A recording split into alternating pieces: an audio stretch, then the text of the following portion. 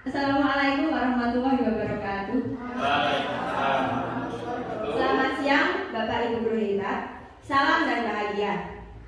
Yang pertama kami ucapkan terima kasih kepada Ibu Kepala Sekolah kita yang tercantik Ibu Azizah memberikan fasilitas kepada kami sehingga kami bisa menyelenggarakan kegiatan ini dengan lancar. Kemudian juga tak lupa kepada Bapak Ibu guru SD Negeri Balairejo yang telah sudi meluangkan waktunya sehingga acara ini bisa terlaksana dengan baik dan semoga nanti sampai akhir kita bisa melaksanakan dengan lancar. Di sini kami berdiri di sini memenuhi tugas dari pendidikan guru penggerak angkatan 11, yaitu mengenai aksi nyata modul 1.4, yaitu menyebarkan pemahaman kepada warga sekolah di SD Negeri Balairejo.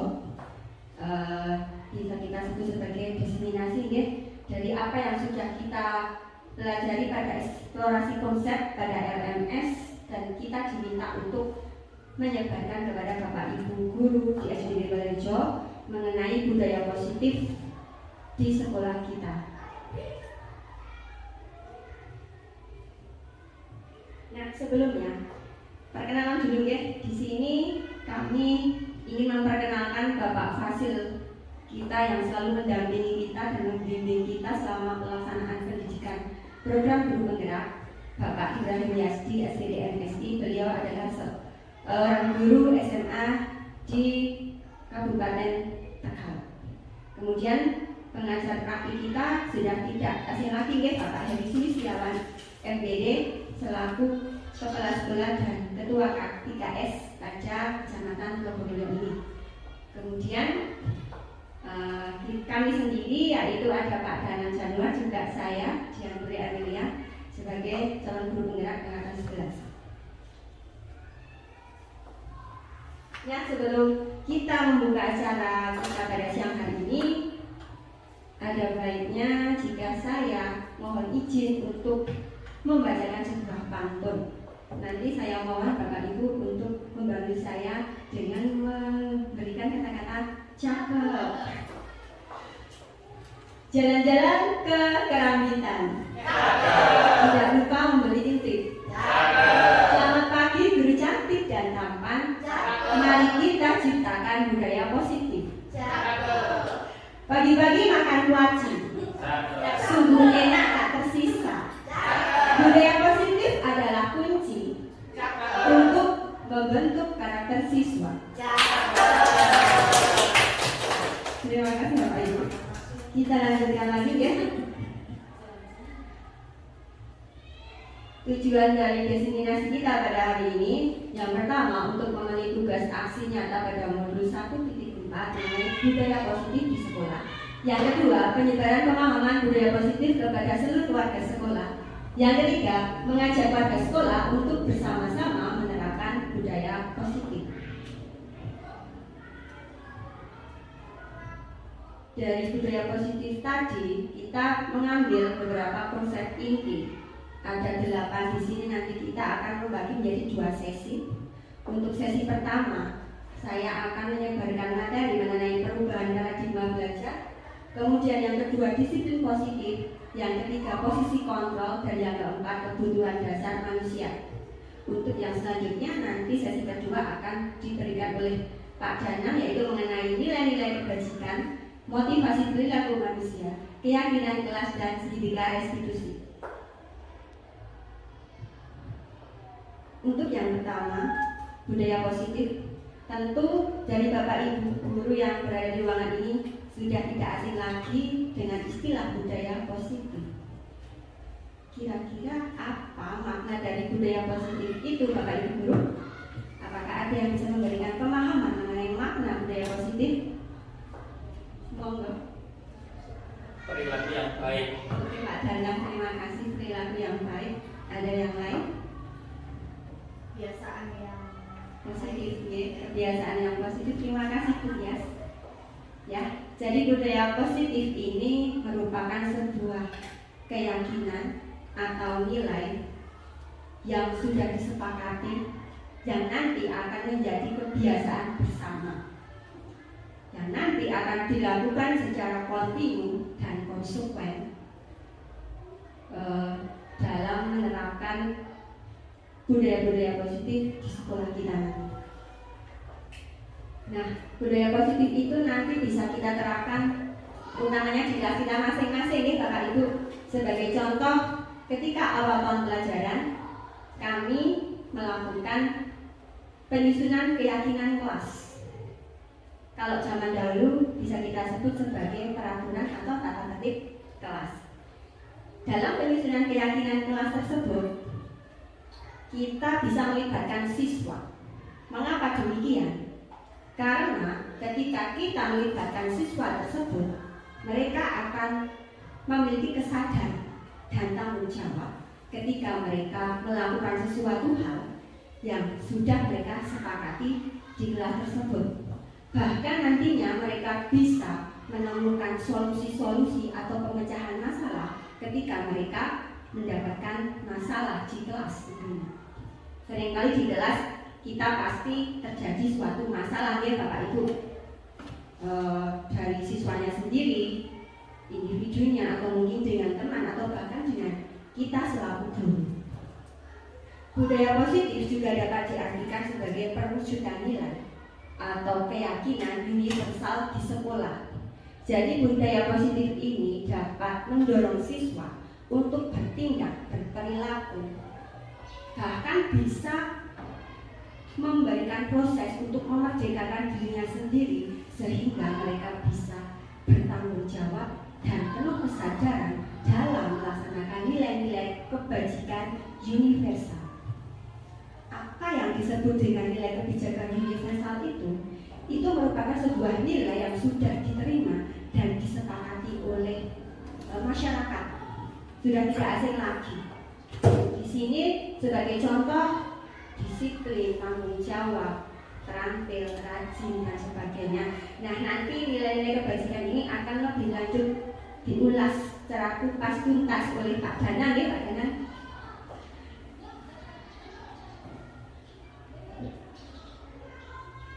Pembahasan yang pertama adalah pembelajaran dengan paradigma baru. Pembelajaran ini merupakan pembelajaran yang dirancang sesuai prinsip diferensiasi. Tentunya Bapak Ibu tidak asing dengan istilah diferensiasi, karena tahun ini kita dari kelas 1 sampai kelas 6 sudah melaksanakan IKM, yang tentunya pembelajaran di kelas kita sudah menerapkan pembelajaran berdiferensiasi. Nah, pembelajaran diferensiasi ini merupakan pembelajaran yang kita lakukan sesuai dengan kebutuhan siswa, kemudian juga gaya belajar siswa, minat belajar mereka, kemudian kesiapan belajar siswa. Jadi kita bisa melayani siswa sesuai dengan apa yang mereka butuhkan. Nah, ini sesuai dengan teori psikologi modern yang nanti akan kita wujudkan dalam profil pelajar Pancasila. Tentunya Bapak Ibu guru juga sudah tidak asing lagi dengan elemen-elemen yang terdapat dalam profil pelajar Pancasila tersebut. Yang pertama ada beriman dan bertakwa pada Tuhan Yang Maha Esa, berkebinekaan global, bergotong royong, kreatif, bernalar kritis, dan mandiri. Dari keenam elemen ini nantinya siswa-siswi kita akan melakukan hal-hal positif yang nanti akan merujuk kepada budaya positif di sekolah kita, sehingga nanti kita akan melakukan, siswa kita akan melakukan pembiasaan-pembiasaan positif yang rutin dilakukan sehingga akan memajukan sekolah kita, sehingga mereka memiliki karakter yang dan akhlak yang mulia. Diharapkan juga dengan adanya profil pelajar Pancasila ini, siswa-siswa kita memiliki adab yang baik, kemudian mereka bisa menjunjung tinggi nilai-nilai toleransi, juga mereka bisa menjunjung tinggi nilai untuk menghargai sesama, kemudian berinteraksi juga dengan sesama baik di lingkungan sekolah, keluarga maupun di lingkungan sekitarnya. Nah Bapak Ibu, mari kita lakukan percobaan nanti saya akan membagi Bapak Ibu menjadi berpasangan ya, dua-dua. Kenapa ya Kak sih? Nah, kurang satu. Berarti sama saya yang satu. Jadi nanti saya akan membagikan secara kertas kecil. Di sini nanti saya akan membagikan sticky note. Bapak Ibu nanti berlaku sebagai A dan B. Tuliskan untuk yang pertama, untuk berlaku sebagai A, nanti menuliskan benda atau sesuatu yang sangat berharga bagi Anda. Bisa orang atau benda atau sesuatu yang sangat berharga bagi Anda. Untuk pelaku sebagai B, nanti beliau akan dengan sekuat tenaga mencoba agar Bapak Ibu, oh iya sebentar. Jadi nanti secara kertas tersebut akan ditulis, kemudian kita genggam, akan digenggam dengan sebelah tangan, digenggam dengan sekuat tenaga. Nanti untuk pelaku B akan merayu, menghardik, bahkan nanti menyuap ataupun mengancam nanti agar pelaku A ini nanti membuka genggaman tersebut. Kira-kira nanti bagaimana hasilnya? Coba kita lihat bersama. Saya akan membagikan sticky note. Coba nanti ibu berpasangan, kakak ibu berpasangan, berpasangan ya.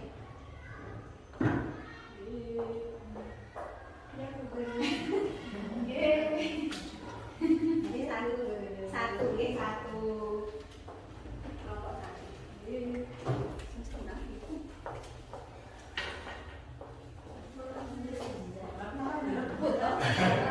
merayu.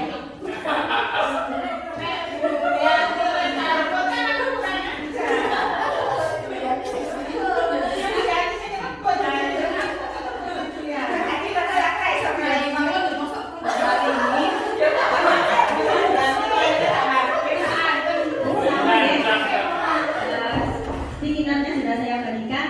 Coba Bapak Ibu sebagai pelaku B nanti sekuat tenaga akan mencoba membuka genggaman tangan si pelaku A. Paling gampang kancernya bunyi. Coba tuliskan kira-kira apa benda atau orang ataupun sesuatu yang sangat berharga bagi Anda.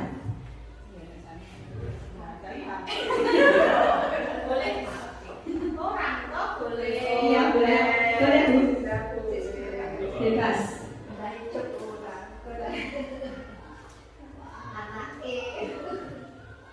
Kalau sudah, coba untuk pelaku B dengan sekuat tenaga membujuk atau mengancam, menghardik, boleh merayu, boleh menyuap, atau boleh apa saja agar si pelaku A bisa membuka genggaman tangan tersebut. Sampai merayu berapa? Lagi loh.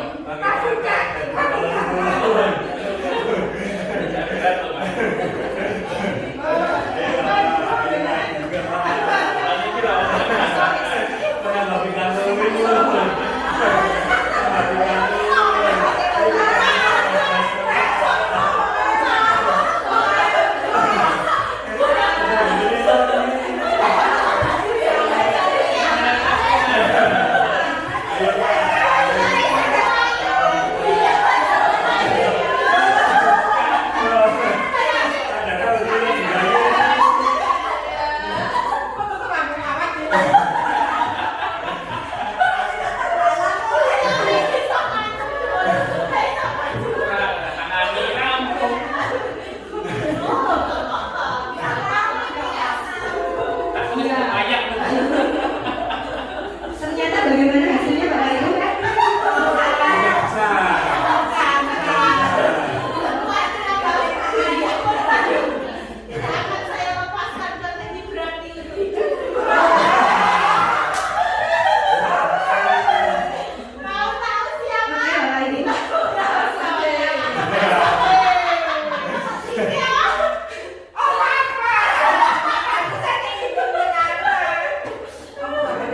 Sampun Bapak Ibu.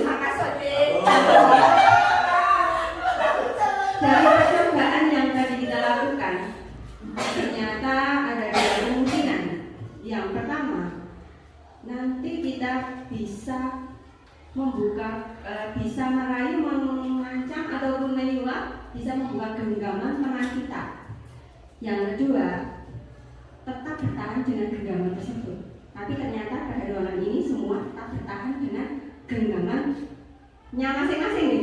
Pelit kok. Orang gak percaya.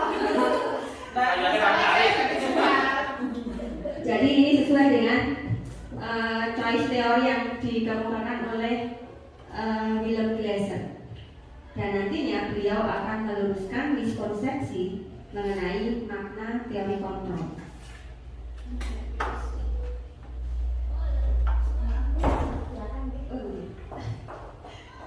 Jadi miskonsepsi mengenai teori kontrol yang pertama, ilusi guru mengontrol murid. Di sini kita sebagai guru tentunya tidak bisa memaksakan kehendak atas apa yang diinginkan oleh murid. Jadi kita tidak bisa melakukan sesuatu agar murid itu mau mengerti dan mau melakukan sesuatu yang sesuai dengan kehendak kita. Jadi saat itu posisi guru sebagai kontrol kepada murid tersebut menjadi sebuah kebutuhan yang dipilih oleh murid tersebut. Jadi ketika murid tersebut mau melakukan hal yang kita ingin kerjakan, posisi murid tersebut telah mengizinkan untuk kita mengontrol sesuatu yang ada pada dirinya. Jadi menurut teori kontrol bahwa semua yang kita lakukan itu memiliki tujuan, bahkan sesuatu yang tidak disukai sekalipun. Jadi sesuatu perilaku itu pasti ada alasan dan pasti ada tujuannya. Yang kedua adalah ilusi bahwa kritik dan membuat rasa bersalah mampu menguatkan karakter. Ketika kita menggunakan kritik atau membuat rasa bersalah, nantinya tentunya murid tersebut akan merasa salah dan akan terpikir terus di dalam hatinya, sehingga dia merasa sesuatu itu yang dia lakukan adalah hal yang tidak baik. Yang ketiga, ilusi bahwa semua penguatan positif, efektif dan bermanfaat. Di sini kita bisa mengartikan sebuah bujukan atau rayuan yang tadi sudah dicoba lakukan pada percobaan tadi. Bujukan di sini seorang guru bisa mempengaruhi murid dengan usaha-usahanya sehingga murid mau melakukan hal yang seperti yang diinginkan oleh guru. Di sini terdapat dua kemungkinan. Yang pertama, mungkin murid tidak mau terbujuk oleh rayuan kita, dan yang kedua, murid malah akan tergantung dari apa yang kita katakan. Seperti itu. Dan yang keempat, ilusi bahwa orang dewasa berhak memaksa. Di sini biasanya orang dewasa itu percaya bahwa dia itu punya tanggung jawab, dan kita sebagai guru itu punya tanggung jawab agar murid melakukan sesuatu hal. Namun di sini karena orang dewasa berhak memaksa, nantinya akan muncul sesuatu hal yang bisa membuat suasana jadi tidak nyaman dan timbul permusuhan ataupun pertentangan. Kemudian Bapak Ibu, lalu siapakah pemegang kontrol sesungguhnya? Kira-kira siapa Ibu pemegang kontrol sesungguhnya? Ataupun dari dunia luar atau lingkungan sendiri? Ya, 100 Bu. Jadi memang siapa pemegang kontrol sesungguhnya adalah diri kita sendiri. Tadi ketika kita dibujuk dirayu oleh teman kita, ternyata ada yang bertahan dengan genggamannya, ada juga yang rela membuka genggamannya, karena kontrol itu pada dasarnya terdapat pada diri kita sendiri, dan kontrol itu terjadi dengan kesadaran kita pada saat itu dan kebutuhan kita pada saat itu. Mengubah paradigma stimulus respon ke pendekatan teori kontrol. Yang pertama, untuk stimulus respon, realitas atau kebutuhan kita sama. Padahal pada kenyataannya kebutuhan kita berbeda-beda ya Bapak Ibu. Ya, tidak ada yang sama. Kita membutuhkan hal yang tidak sama dengan orang lain. Yang kedua, semua orang melihat hal yang sama, padahal setiap orang itu memiliki gambaran yang berbeda. Jadi kadang pandangan orang tentang sesuatu hal, sesuatu benda atau kepada orang sekalipun itu pandangannya berbeda-beda, tidak akan sama. Yang ketiga, kita mencoba mengubah orang agar berpandangan sama dengan kita. Kita tidak bisa memahami, mengubah cara pandang mereka, tapi kita berusaha untuk memahami pandangan orang lain tentang dunia. Yang selanjutnya, perilaku buruk dilihat sebagai suatu kesalahan. Tidak semua perilaku itu dilihat sebagai kesalahan. Seperti yang saya utarakan tadi, bahwa semua perilaku itu pasti memiliki alasan dan tujuan mengapa orang tersebut melakukan hal tersebut. Selanjutnya, orang lain bisa mengontrol saya. Ternyata dari percobaan tadi nggak bisa. Kita bisa mengontrol diri kita sendiri dan kita tidak bisa dikontrol oleh orang lain. Saya bisa mengontrol orang lain, saya nantinya tidak bisa mengontrol orang lain. Pemaksaan ada pada saat rujukan gagal. Ternyata kolaborasi dan konsensus menciptakan pilihan-pilihan baru. Dan yang terakhir, model berpikir menang atau kalah. Ternyata ketika teori kontrol sudah dicanangkan, model berpikir itu menang dan menang. Disiplin positif. Jadi untuk pembahasan yang kedua kita akan membahas mengenai disiplin positif. Kira-kira apa nih disiplin positif itu? Tanggung jawab, nilai-nilai kebajikan, ya. Jadi disiplin positif itu merupakan suatu kata ya, dari kata disiplina yang artinya belajar. Mengacu pada disiplin diri yang memiliki arti tanggung jawab terhadap apa yang dilakukan berdasarkan nilai-nilai yang diyakini. Disiplin positif ini, ketika kita melakukan hal tersebut, itu kita akan mendidik murid. Mendidik dengan cara bagaimana sehingga murid tersebut bisa mengontrol, bisa menjadi apa yang dia mau. Bahkan dia bisa menyelesaikan masalah sendiri atas apa yang dia perbuat, masalah yang dia lakukan. Jadi disiplin ini sangat penting adanya, berhubungan dengan budaya positif yang kita bahas hari ini, dan kita bisa terapkan di kelas kita. Nah, ini contoh untuk kelas 4, kelas saya sendiri. Setiap hari saya selalu mengarahkan mereka untuk melakukan hal-hal ke arah disiplin positif. Karena ini merupakan salah satu cara penerapan disiplin yang pasti ada tujuannya, yaitu menumbuhkan kesadaran pribadi mereka, dan mereka memiliki rasa tanggung jawab terhadap apa yang mereka lakukan, tidak serta-merta hanya ingin mendapatkan reward, penghargaan, ancaman atau bahkan hukuman. Di sini sebagai contoh, setiap pagi murid kami sebelum masuk di kelas selalu kita budayakan 5S. Salah satunya yaitu dengan salam. Mereka bisa memilih dengan cara apa mereka mau bersalaman dengan gurunya di kelas.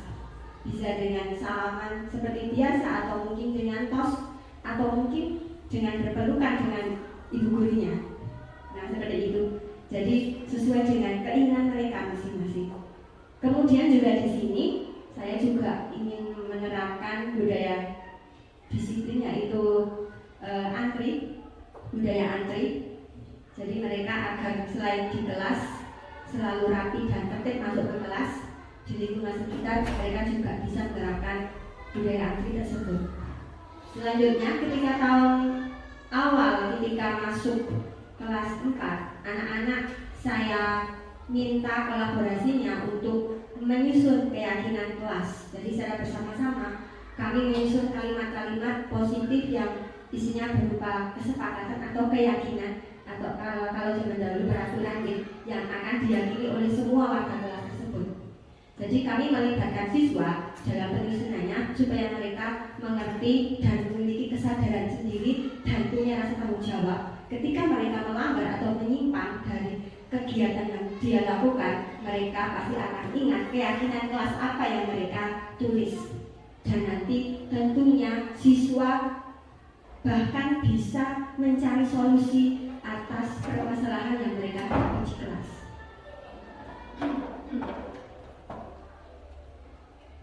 Kita sebagai pendidik, tujuan kita di sekolah, khususnya di kelas kita masing-masing adalah menciptakan peserta didik yang memiliki disiplin diri, sehingga mereka berperilaku mengacu pada nilai-nilai kebajikan universal.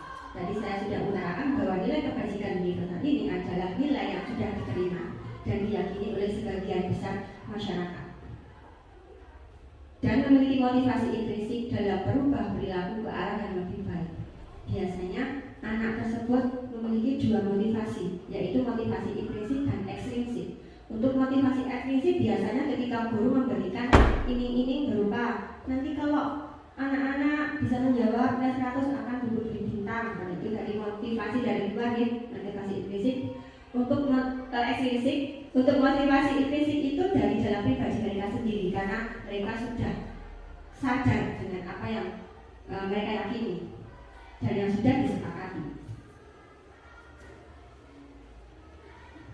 Sekarang kita menuju ke materi ketiga, yaitu 5 posisi kontrol. 5 posisi kontrol ini ada hubungannya dengan permasalahan-permasalahan yang biasanya kita alami di kelas kita ya. Jadi permasalahannya sangat beragam, dari tentang pembelajaran ataupun mengenai kondisi sosio-emosional anak dan lain sebagainya. Posisi guru di sini ada 5 nih. Dari dari kelima posisi kontrol ini nanti ada 2 identitas gagal dan identitas berhasil atau sukses. Coba kita lihat bersama apa saja 5 posisi kontrol tersebut. Untuk yang pertama adalah posisi kontrol sebagai penghukum. Seperti yang Bu Bati bilang kemarin, untuk posisi kontrol ini guru dalam menyelesaikan masalah biasanya dengan nada tinggi, dengan suasana hati yang dengan emosi, tidak dengan bahasa yang halus, mungkin dengan kalimat-kalimat verbal yang akan menyakiti hati anak. Di sini posisi guru sebagai penghukum. Posisi guru sebagai penghukum. Selanjutnya adalah membuat rasa bersalah. Walaupun dalam posisi ini guru menggunakan kalimat-kalimat yang halus, namun ternyata nyesek di hati anak. Jadi anak akan merasa terpikir terus atas kesalahan yang dia perbuat, akan dipikir dan tidak terlupakan. Pada posisi ini bahkan anak nanti bisa bisa menjadi anak yang pendendam seperti itu. Jadi akan merasa sangat kecil, merasa sangat salah seperti itu dan tidak sembuh-sembuh seperti itu. Untuk posisi kontrol sebagai teman, nah ini guru memposisikan diri sebagai teman, jadi posisinya sama dengan anak tersebut sehingga memberikan ruang dan kenyamanan bagi anak tersebut, merasa gurunya sebagai temannya. Di sini ternyata ada sisi negatifnya Bapak Ibu. Kenapa demikian? Karena ketika guru menempatkan dirinya sebagai posisi sebagai teman, itu nanti merasa saking nyamannya nanti anak itu akan tergantung dengan guru tersebut dan tidak mau berpisah, tergantung terus dengan guru tersebut. Untuk sisi positifnya, anak merasa nyaman tentunya, ada kenyamanan, ada keleluasaan, jadi mereka tidak takut. Selanjutnya posisi sebagai pemantau. Di sini tugas guru sebagai untuk mengawasi anak atas apa yang dia lakukan, anak lakukan aktivitas anak, beliau sebagai pemantau, mengawasi atas gerak-gerik yang dilakukan anak tersebut.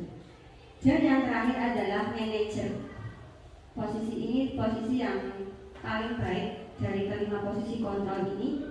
Karena apa? Karena di sini guru akan mengarahkan anak, bahkan anak itu sendiri akan bisa mengerti dengan cara guru menanyakan keyakinan-keyakinan yang sudah disepakati, sehingga anak tersebut merasa sadar, merasa punya tanggung jawab, sehingga bahkan dia bisa menyelesaikan apa yang dia lakukan. Mungkin perilaku yang dianggap menyimpang atau melanggar etika di kelas tuh anak mungkin bisa menyelesaikan dengan kemampuannya sendiri, dan guru di sini hanya sebagai pembimbing atau hanya mengarahkan saja.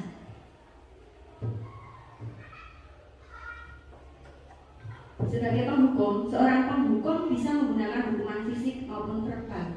Orang-orang yang menjalankan posisi penghukum ini senantiasa mengatakan bahwa sekolah memerlukan sistem atau alat yang dapat lebih menekan murid-murid lebih dalam lagi. Di sini nanti posisi murid akan sangat tertekan sehingga mungkin dia akan dendam dengan gurunya.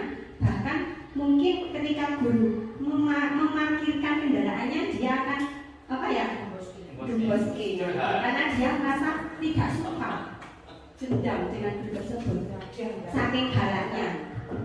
Kalau memberikan nasihat mungkin dengan nada marah, amarah, dan melotot seperti itu. Membuat merasa bersalah, pada posisi ini biasanya guru suaranya lembut, tapi tadi membuat rasa bersalah itu akan membuat sesak di dada anak dan akan diingat terus sampai dia dewasa nanti dan tidak hilang-hilang rasanya. Yang selanjutnya teman, pada posisi ini tidak akan menyakiti murid, namun posisi guru itu sebagai derajatnya sama dengan siswa tersebut. Jadi nanti melalui kontrol persuasi atau ajakan-ajakan positif nanti bisa menuntun anak untuk kembali arah yang benar lagi ketika mereka berbuat kesalahan. Selanjutnya posisi pemantau, di sini tugas guru untuk mengawasi. Pada saat kita mengawasi, kita bertanggung jawab atas perilaku orang-orang yang kita awasi. Posisi pemantau di sini berdasarkan pada peraturan-peraturan dan konsekuensinya. Dan yang terakhir adalah posisi sebagai manajer, di mana posisi ini guru berbuat sesuatu bersama dengan murid, mempersilahkan murid bertanggung jawab, mempertanggungjawabkan atas perilaku yang sudah dia lakukan. Bahkan dia bisa menemukan solusi dan pemecahan masalah atas apa yang dia lakukan. Nah Bapak Ibu, kira-kira dari posisi ini, posisi mana yang masuk ke dalam identitas gagal? Oke. Membuat masa bersalah. Membuat rasa bersalah. Di sini kenapa identitas gagal? Karena di sini murid tadi malah ke gurunya jadi benci, tidak suka, bahkan dendam. Dan yang teman, pemantau, dan manajer ini masuk ke dalam identitas sukses atau berhasil. Nah, di sini ada beberapa contoh kata-kata yang biasa dikeluarkan oleh guru ketika di kelas. Baca identitas gagal ini merupakan perilaku kontrol negatif yang itu sebagai penghukum dan membuat orang merasa bersalah. Guru berbuat, menghadik, menunjuk-nunjuk, menyakiti, menyindir, bahkan melotot.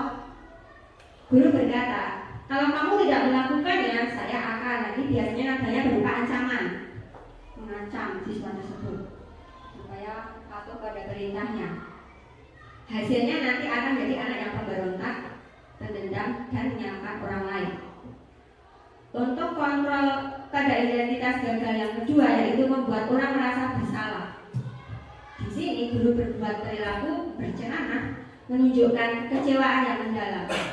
Contoh kata-katanya, misalnya, kamu sudah mengecewakan bapak ibu, seperti itu. Jadi mereka merasa bersalah dan akan diingat-ingat terus sampai dewasa kelak. Hasilnya menyembunyikan, menyangkal, bahkan berbohong. Dan yang ketiga ini merupakan identitas berhasil atau sukses. Sebagai teman, guru bisa berbuat dengan cara membuatkan alasan-alasan untuk muridnya. Contohnya, lakukan untuk bapak ibu.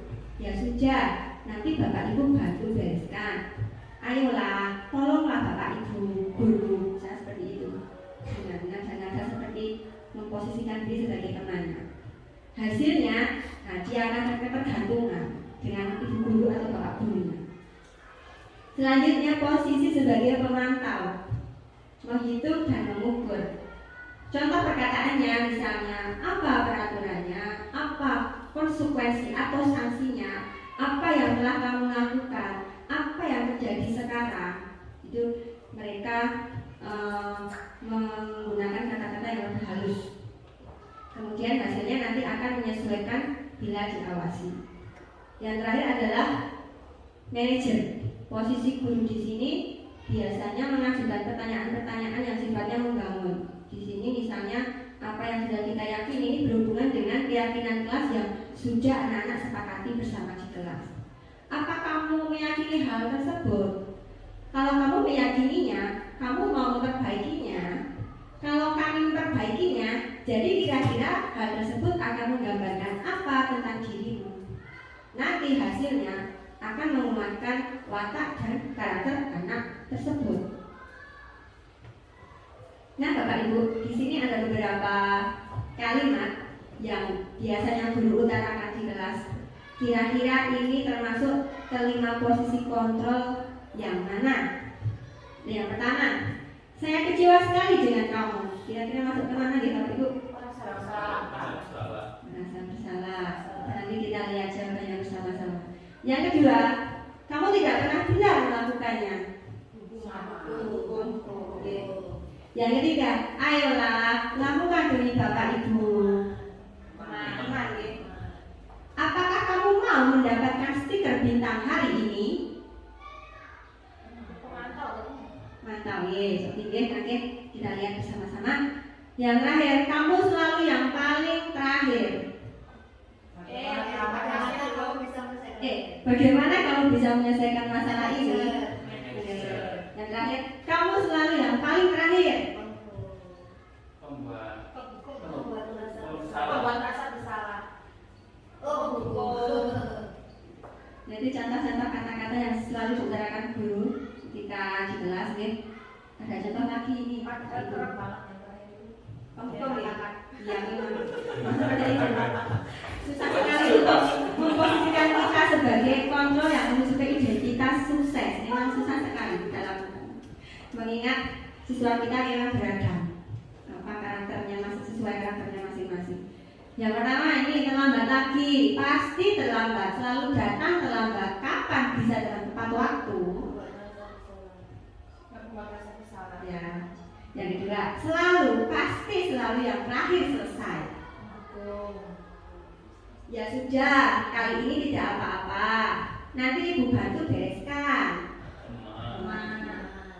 Ayo, ingat tidak bantuan bapak selama ini? Apa rencana kamu untuk memperbaiki hal ini? Sanksi atau konsekuensinya apa?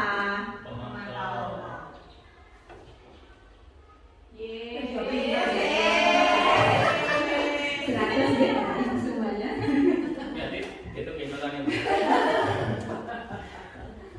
Mau bersalah, Nah, di sini saya akan menayangkan sebuah video mengenai 5 posisi kontrol. Ini kok muter-muter ya sinyalnya. harap bersabar. Harap bersabar Bapak Ibu. Oh iya, kita sudah ada dulu sampai saya harus buka video ini dulu ya.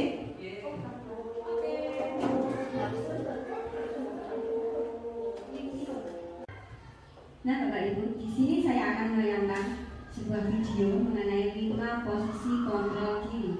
Di sini nanti ada beberapa contoh kata-kata yang diutarakan guru ketika menyelesaikan masalah dan dihadapi oleh murid-muridnya di kelas.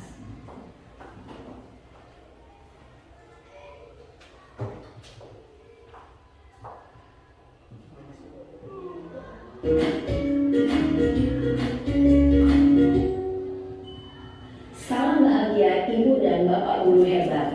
Dalam penerapan disiplin positif restitusi, salah satu program yang dikembangkan adalah 5 posisi kontrol.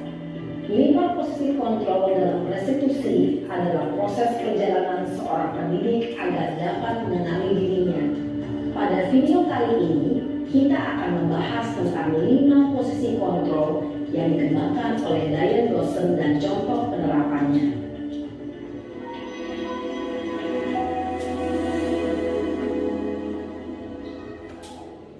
5 posisi kontrol itu adalah 1. Posisi penghukum. 2. Posisi pembuat merasa bersalah. 3. Posisi teman.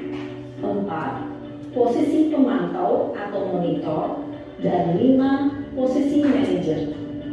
Untuk lebih memahami kelima posisi tersebut, mari kita saksikan kasus Naren yang terlambat hadir 20 menit di sekolah dan melihat bagaimana kelima posisi kontrol dalam menghadapi masalah tersebut.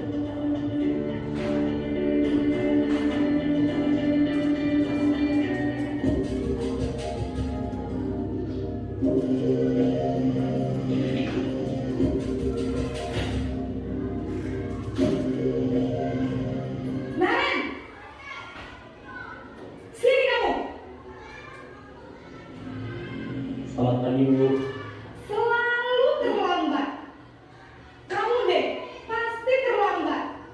Maaf Bu, saya Apa? Apa coba? Alasan kamu apa lagi? Kapan sih kamu tidak terlambat? Malas sekali ya kamu jadi anak. saya Dasar pemalas. Gak kapok-kapok sih kamu. Sudah berapa kali terlambat? Sana, kamu keliling lapangan basket 2 kali. kenapa saya harus ke lapangan basket Bu? Kenapa? Kamu malah ibu. Berani-beraninya jawab. Sudah terlambat, masih berani jawab pula.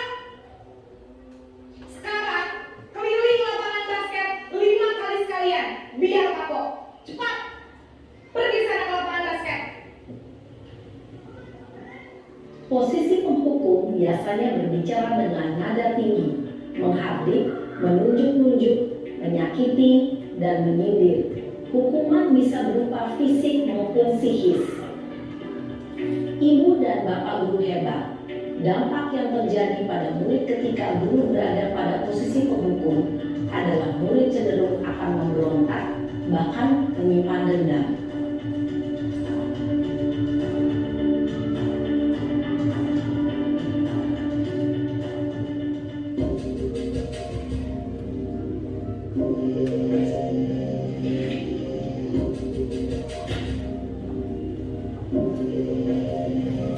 Naren!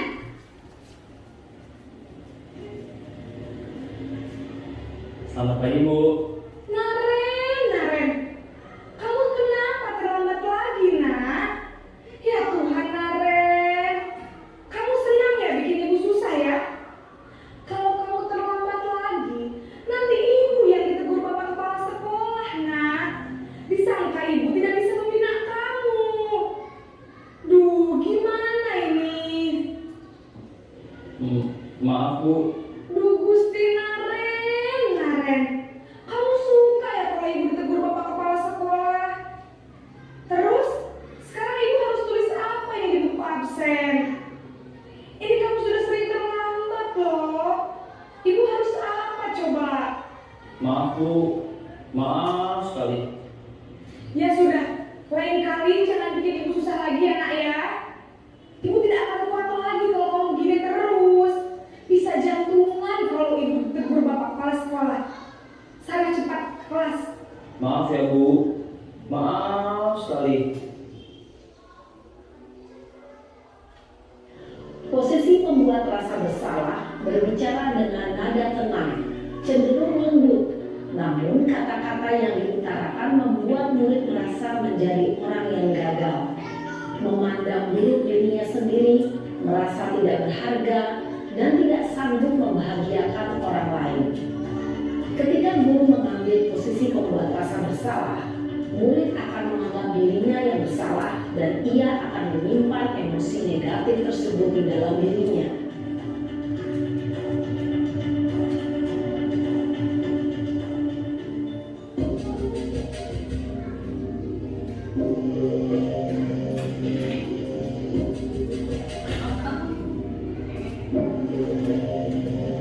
Naren!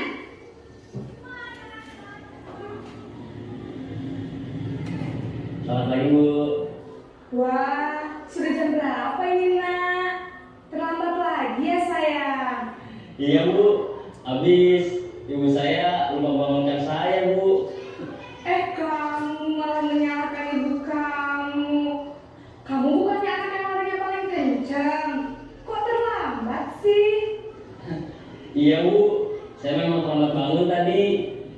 Jadi biarpun saya lari kencang, tetap gak kekejar Bu. Ya sudah sana, nanti lain kali larinya lebih kenceng lagi ya, biar gak terlambat lagi. Bikin seneng ibu, demi ibu, bisa kan? Bisa lah Bu. Ya sudah sana masuk kelas, ibu beresin urusan absen kamu. Kamu ini ada tes saja. Dalam posisi teman, guru berbicara dengan nada suara ramah, akrab, cenderung bersendar gurau untuk menjaga suasana tetap santai. Murid akan merasa senang, aman, dan akrab dengan guru.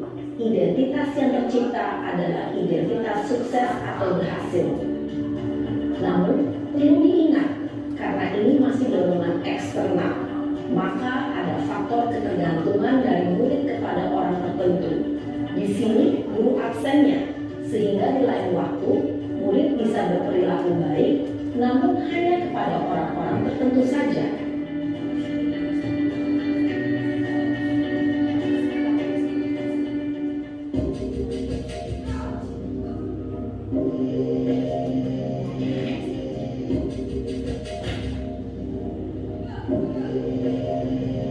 Naren!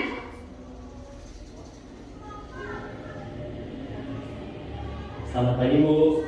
Naren, apa peraturan sekolah kita tentang jam berapa kita harus masuk sekolah, nak? Kita harus di sekolah jam 7 Bu. Iya betul, sekarang sudah jam 7.20. Naren sudah tahu konsekuensinya jika terlambat hadir. Paham Bu. Saya harus tinggal kelas pas jam istirahat selama 20 menit. Iya benar, konsekuensinya demikian. Jadi nanti jam 9.30 pas istirahat, kamu harus tinggal di kelas, kerjakan tugas tambahan untuk ketertinggalan kamu, ya? Baik Bu. Posisi pemantau mengandalkan penghitungan atau data untuk mengontrol murid. Guru mengarahkan murid berdasarkan peraturan dan konsekuensi.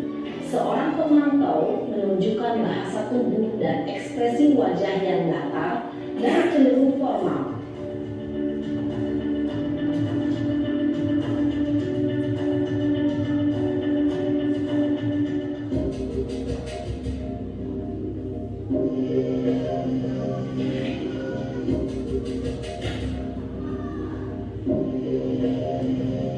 Naren!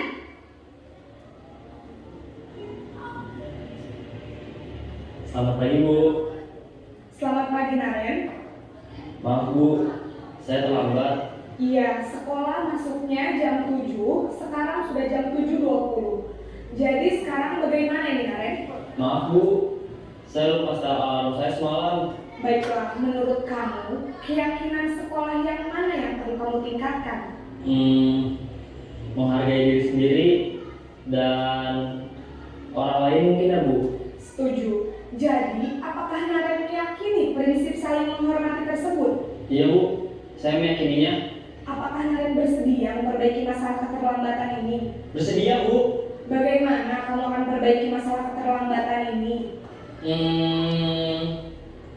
Saya akan coba untuk tidak lupa menyetel alarm saya Bu. Baik, kalau Naren lupa menyetel alarm di rumah, ada orang yang kira-kira bisa bantu mengingatkan tidak? Ada Bu, kakak saya, Kak Emma. Ada lagi selain Kak Emma? Selain Kak Emma, ada ibu saya. Baik, jadi yang mengingatkan Naren adalah Kak Emma dan ibu kamu ya? Kira-kira akan mulai setel alarm kapan nih Naren? Setelah pulang sekolah, akan segera saya lakukan. Baik, jadi Naren akan setel alarm untuk bangun besok pagi dan akan diingatkan oleh kakak dan ibunda Naren ya. Ada lagi yang mungkin perlu dilakukan Naren agar tidak terlambat bangun lagi. Tidak ada Bu. Baik Naren, terima kasih untuk kerjasama kamu. Sekarang kamu perlu kembali ke kelas untuk belajar. Baik Bu, terima kasih. Posisi manajer adalah posisi kontrol yang disarankan untuk membimbing murid memiliki sikap disiplin yang positif, yaitu murid yang mandiri, bertanggung jawab, dan dapat memecahkan masalah. Tujuan dari posisi ini adalah agar murid dapat berefleksi atas tindakannya pertanyaan-pertanyaan bermakna, sehingga membuat murid dapat belajar dari kesalahannya dan mencari sebuah solusi untuk menyelesaikannya. Ibu dan Bapak guru hebat, setelah mengamati adegan kelima posisi kontrol tadi,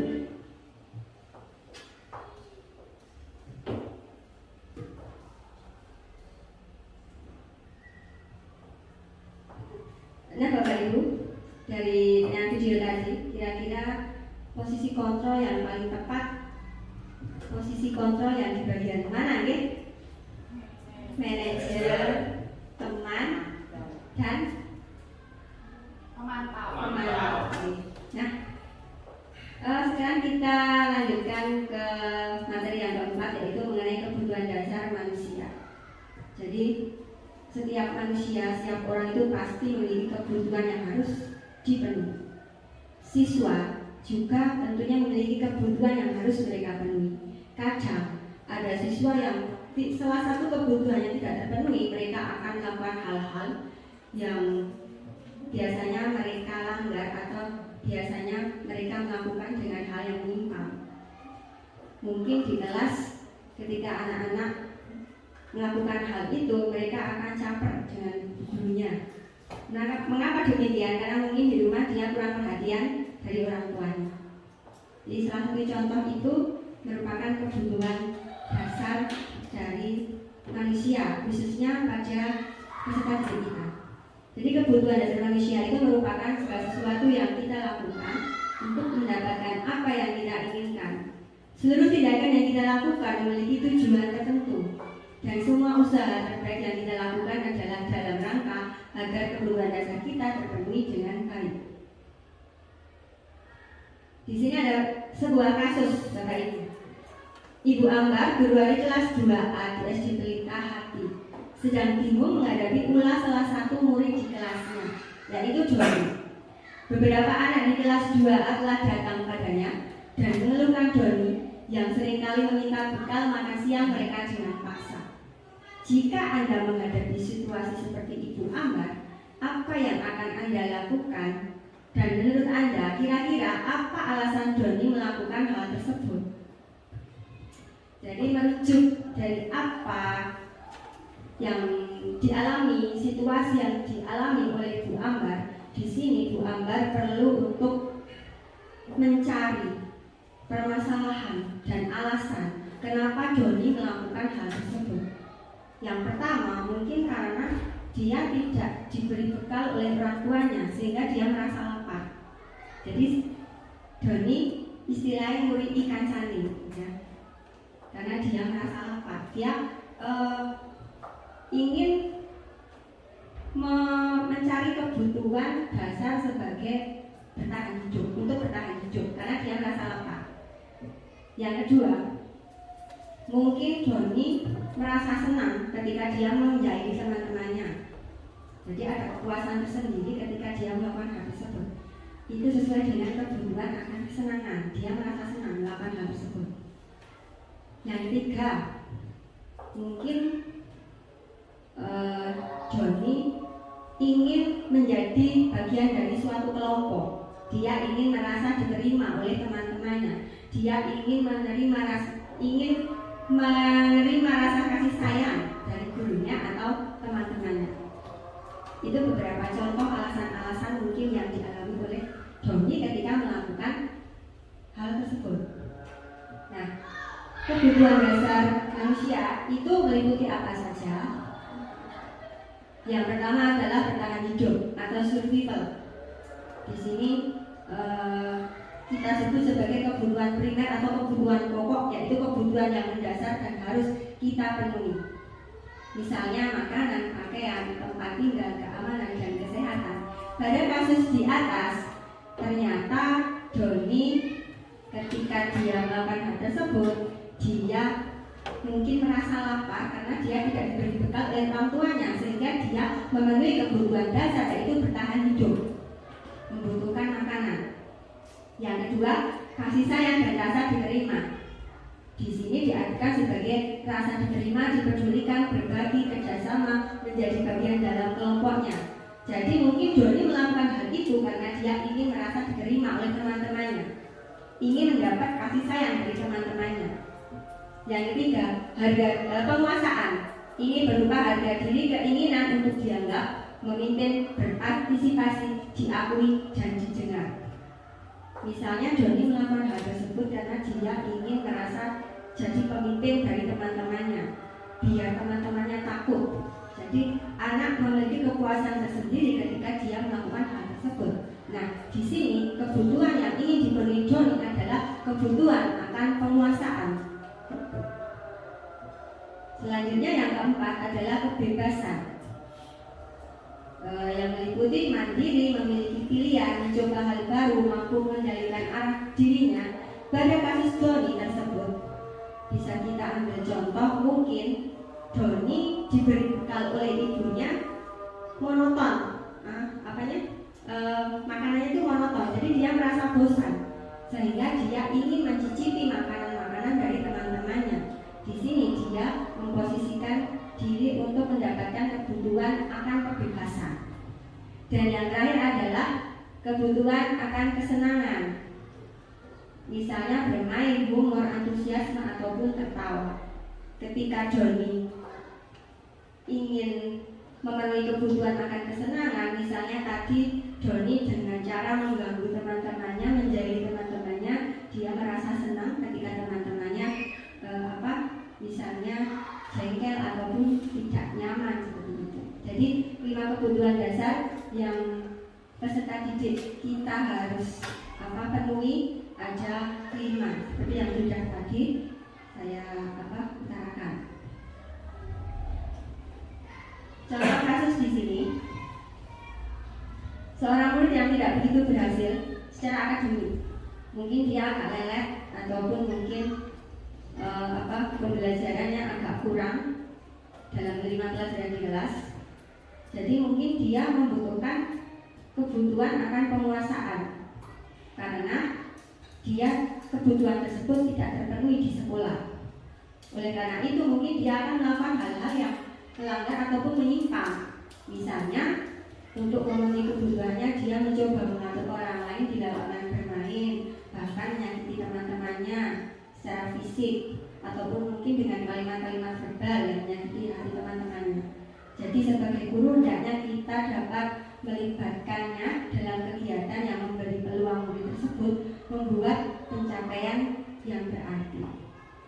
Nah, Bapak Ibu, dari materi yang saya berikan, apakah mungkin ada pertanyaan? Alhamdulillah, kalau mungkin tidak ada pertanyaan, ya kita lanjut saja.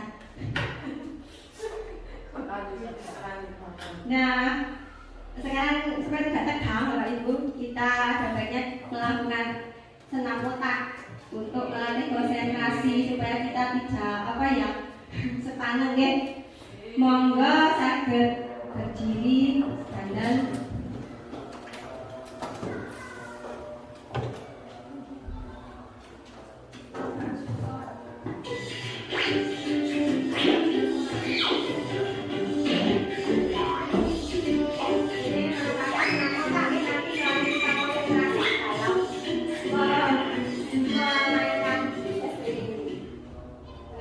konsentrasi sekali. Saya juga tidak bisa ya mendengarkan.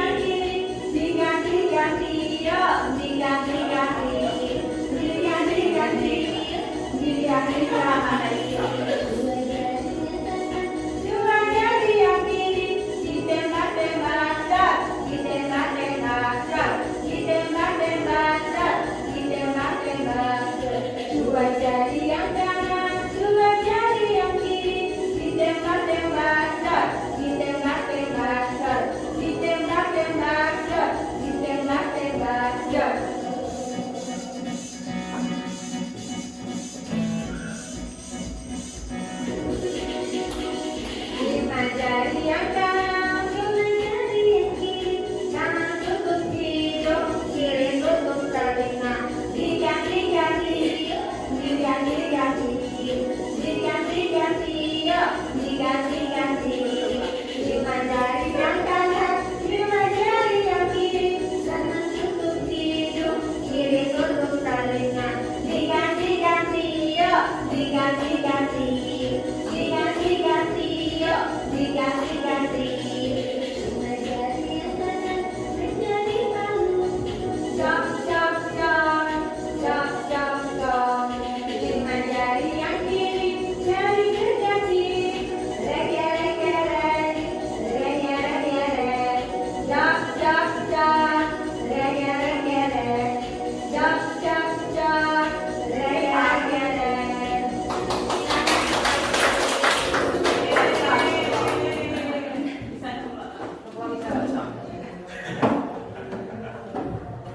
Nah, terima kasih Bapak Ibu atas antusiasnya hari ini, sehingga saya bisa menyampaikan materi sampai materi keempat. Untuk selanjutnya, waktu sepenuhnya akan saya serahkan kepada Pak Danang. Monggo Pak Danang untuk melanjutkan sesi yang